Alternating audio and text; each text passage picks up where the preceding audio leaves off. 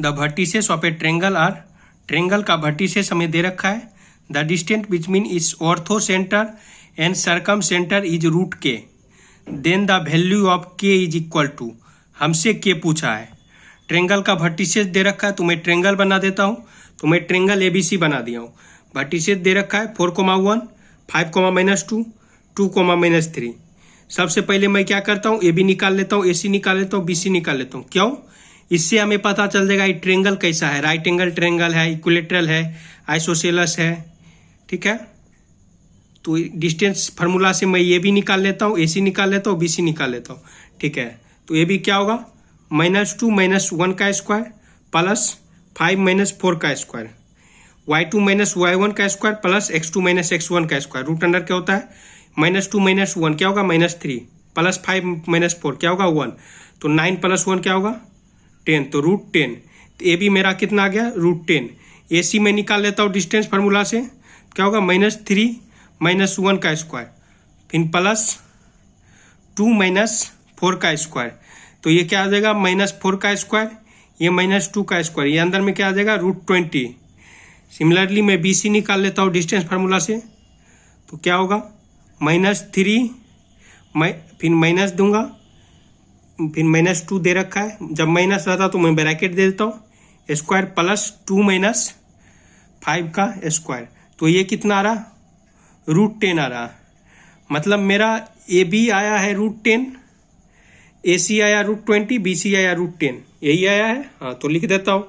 यहाँ से कुछ दिख रहा है, अगर मैं AB square plus BC square करूँ तो AB square plus BC square मैं किया हूँ, तो AB कितना है, √10, BC कितना है, √10, AC कितना है, √20। इसका स्क्वायर क्या आया, 10 + 10 = 20।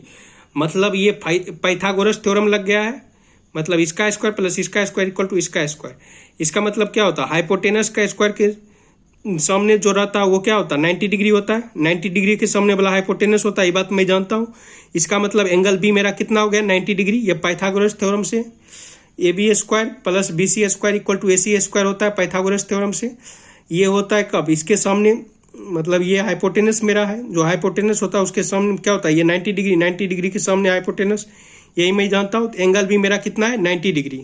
तो इससे ये पता चल गया ये राइट एंगल ट्रेंगल है। ठीक है, ये 20 है, मतलब AC मेरा हाइपोटेनस है, इसके सामने B है, मतलब B 90 डिग्री बनेगा। तो मैं ट्रेंगल ABC बना लेता हूँ ठीक से। ये ट्रेंगल ABC है, एंगल B पर 90 डिग्री बना। ठीक है, अब हमसे क्या, हमें डिमांड क्या है, ऑर्थो सेंटर और सरकम सेंटर का। राइट एंगल ट्रेंगल में सरकम सेंटर क्या होता है, जो हाइपोटेनस होता है उसका मिड पॉइंट वाला हमारा सरकम सेंटर होता है।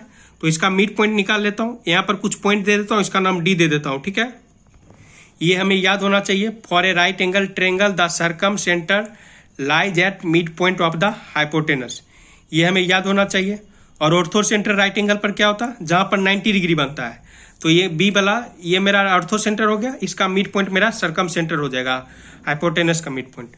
ठीक है, तो for a right angle triangle the ortho centre lies on the vertices of the right angle, मतलब जहाँ पर 90 डिग्री बनता है वो मेरा ऑर्थो सेंटर होता है राइट एंगल ट्रेंगल में। ये तो पॉइंट हमें याद होना चाहिए। इससे हमें पता चल गया B पॉइंट जो है 5, -2 ये मेरा ऑर्थो सेंटर है। सरकम सेंटर क्या है, मिड पॉइंट ऑफ AC का mid point x1 + x2/2, y1 + y2/2, मतलब 2 + 4/2। ठीक है, 1 प्लस ब्रैकेट के अंदर -3/2।